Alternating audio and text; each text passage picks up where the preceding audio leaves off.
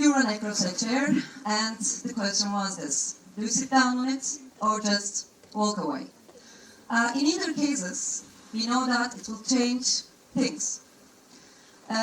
Aristotle describes coincidences with this chair resemblance. Running across a thing at a certain time in a place where it doesn't belong at all. This is coincidence. There are such times that being somewhere changes everything.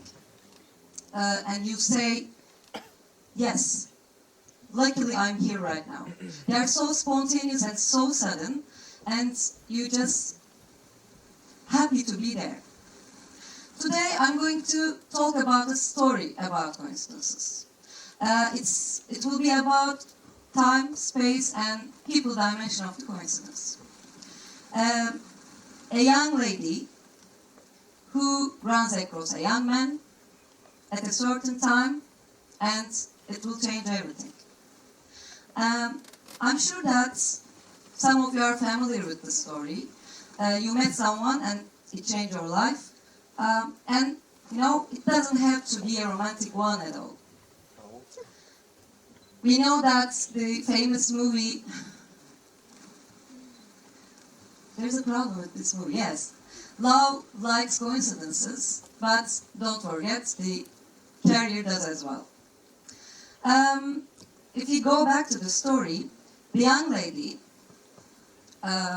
who was studying sociology in one of the most prestigious universities of Turkey, Middle East Technical University, and you know, she was so eager, so enthusiastic about being there, and she has some career plans, future plans about related to the sociology. But one day, a young man appears, and everything changes. You know, is it really happening? You say, and yes, now everything has changed. Do you remember the chair that Aristotle talks about? It was that chair. The young man was an interior architect, introduces the young lady to a new world. A world full of new people, new subjects, new talks, new colors. And, you know, the young lady was so fascinated by that world, the world of spaces. The woman who has totally different career plans for her future about sociology, now just being amazed by this new world. The world of interior design. And the power of designing the spaces, the power of the chance of affecting the people's behaviors and feelings. It was so fascinating, and you know, now she is being aware of that.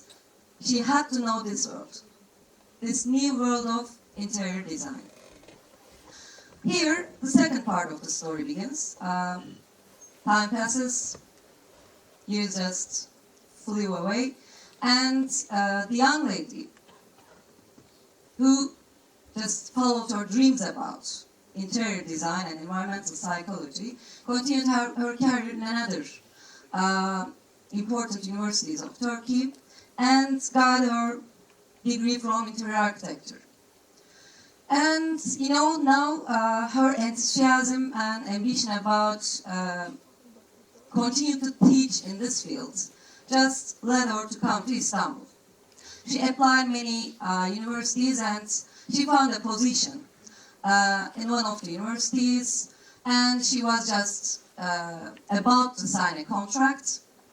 But you know what? One of her family's old neighbor called him and invited him to his university. He was an academician. He was actually the dean of the university, one of the faculties. And the lady wasn't so was reluctant about that visit. She didn't know him well. You know, it was just an old family neighbor. But he insisted on, and she accepted the visit, came to his university, and he offered her a job, a more satisfactory position, in a more satisfactory environment.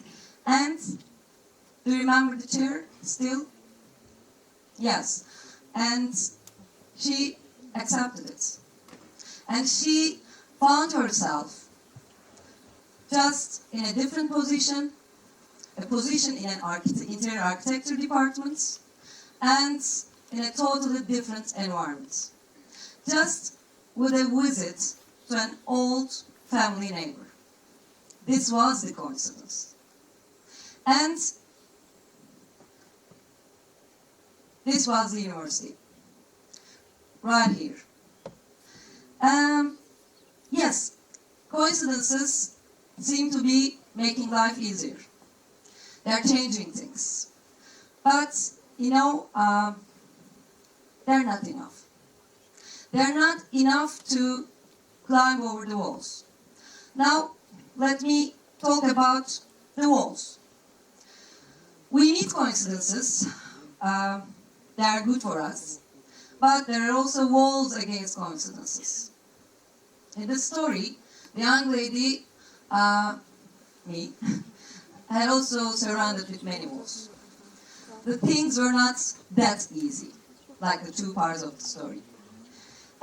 There were many things to stop her.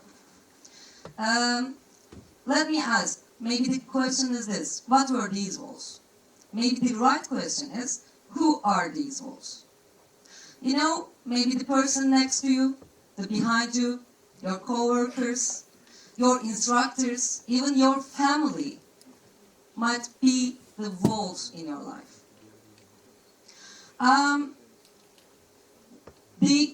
The walls that mostly surround me about my bachelor degree.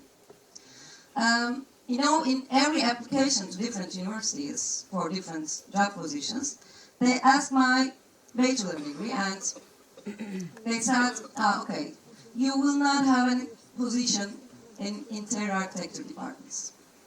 You will not be given your affiliations. There will be always problems about getting your academic promotions. They always said that, you're a sociologist, not an interior architect. You know, that tone in their voice, the gestures in their face, as if it is something humiliating to be a sociologist. There are still people who think in this way. There will be people who think in this way. They will say, you can't do this. It won't happen. It will be impossible. But you know what? You learn that the people who try to categorize you actually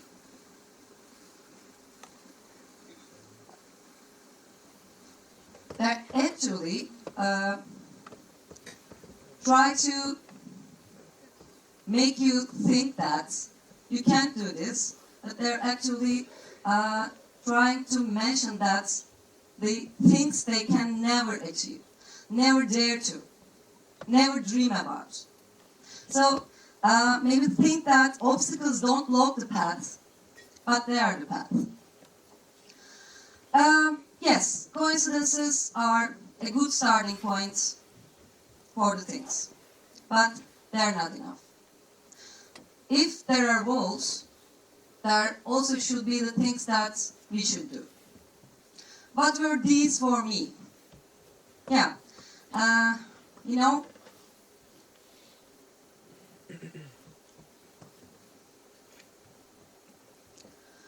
the first thing is working hard. Yeah, I worked really hard. I'm still working hard. Trying to concentrate on an interdisciplinary field wasn't an easy subject. You have to fill the gap between two different disciplines, and lots of conferences, publications, EU-funded projects, etc. And you should really work hard. And it was about being ambitious. You know, I love the discipline, I love the field that I studied. I'm still loving it. If you don't love the thing that you are dealing with, it will be impossible. So being ambitious is important. And it will help you to find out your limits. You know, sometimes the things, not only the things you can do, but the things that you can't do also bring you somewhere. You know, it helps you to find out and explore the differences, the things that make you differentiate from the other people. Having a sociology background and having some field experiences in the research area helped me a lot to formulate my new theoretical frameworks about my studies and my classes. So, finally, the most important thing, I think, is appreciate the challenge. This means never give up against the people, especially who try to block you. I accepted the challenge. I really appreciated it. And I found a job. I found an instructor position in the entire architecture department. I even became the chair of the department and became the vice dean of the faculty. So thank you for the challenge. Thank you for the ones that who say, you can't do this. It won't happen. And these were my words. Yes, the question was this: is the coincidences of life are real? Yes, they are indeed. But they're not enough to complete your story of a successful career. You need your own words to complete and to tell cool and shiny stories in the future. The coincidences will be helpful to enrich your story. But you need your words of real success to brighten them. Nobody but you gonna change your story. And remember that. One day you will tell your cool stories in somewhere by just underlining and highlighting your magical words. And finally, Sherlock Holmes. You know him, right? And he says that the universe is rarely so lazy for the coincidences. So we need our words of real success.